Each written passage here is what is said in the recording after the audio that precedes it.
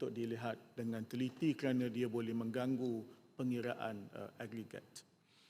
Saya tidak menolak soal menghadkan tempoh masa seorang Perdana Menteri, tetapi saya mengulang apa yang disebut oleh Ketua Pembangkang.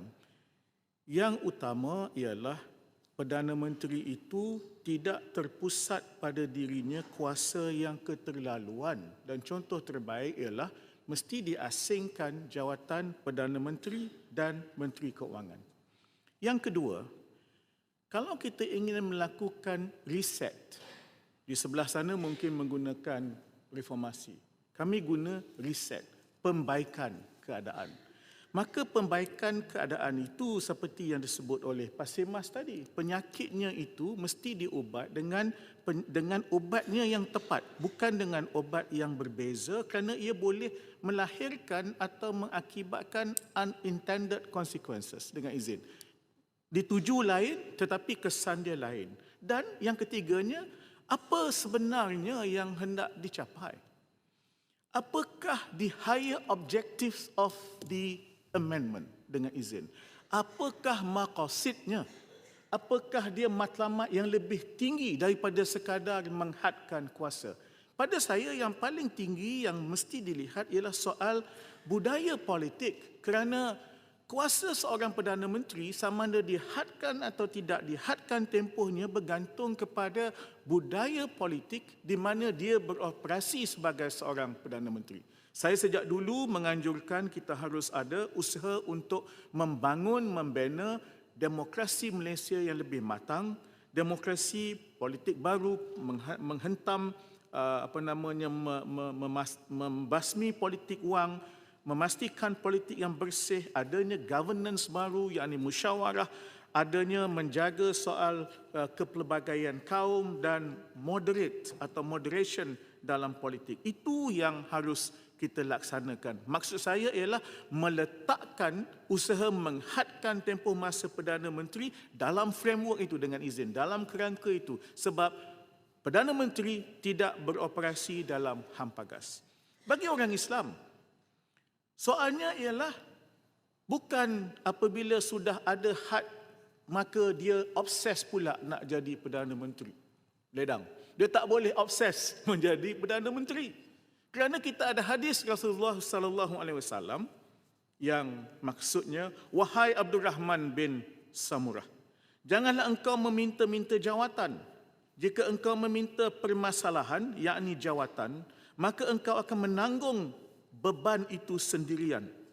Tetapi jika engkau diberi permasalahan ataupun jawatan itu tanpa meminta-minta, maka engkau akan dibantu padanya oleh Allah Subhanahu Wa Taala.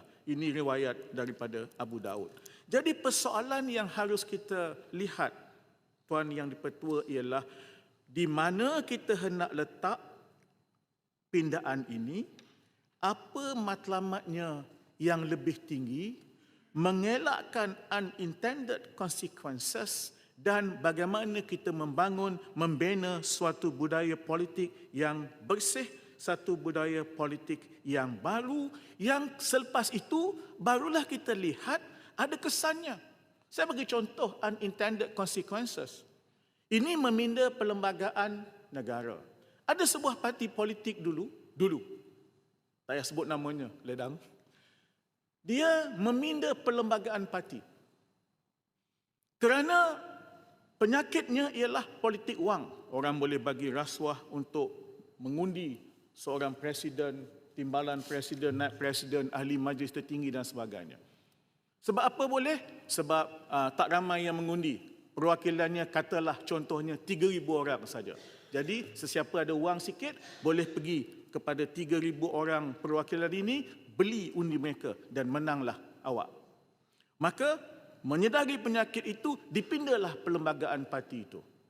Tidak lagi 3,000 orang mengundi, tapi semua bahagian di seluruh Malaysia yang mengundi. Maka berpuluh-puluh ribulah, mungkin beratus ribulah orang yang akan mengundi untuk presiden, timbalan dan sebagainya. Apa unintended consequences? Niat tadi baik.